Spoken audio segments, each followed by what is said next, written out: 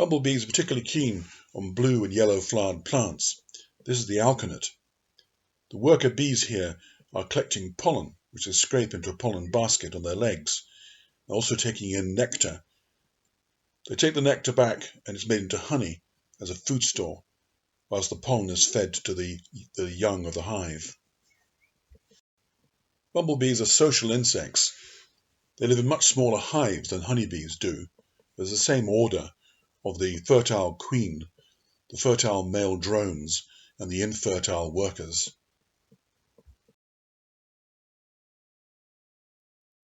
They rarely sting, but unlike honeybees, they don't have a corkscrew-shaped sting, so they're able to use it many times when they're defending their nest.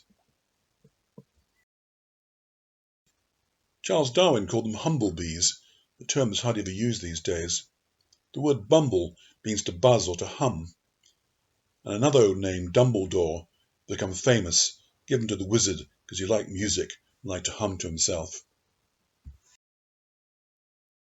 Although much of the sound of a bee's flight comes from its wings, a significant amount also comes from its breathing system, that is, the spiracles, which are the holes in the abdomen, and the tracheal system, the tubes within the body.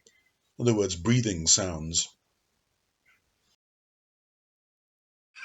Bumblebees don't do the same bee dance that passes on information about food source and distance and so on that the honeybees have.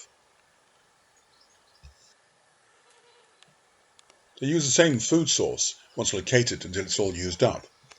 But they're able to save time and energy by the fact that they can detect the weak electrical field that surrounds plants, and changes in this tell them that it's already been visited by another bee.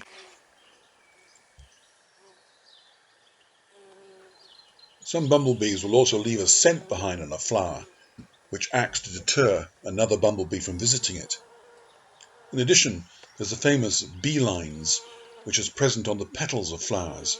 We can't see them, but they're under the infrared light that bees can see. These lines lead them directly to the nectary or the flower. There are, however, a few bees known as robber bees that just cut a hole at the base of the flower to get hold of the nectar, without ever going into the flower itself and picking up any of the pollen.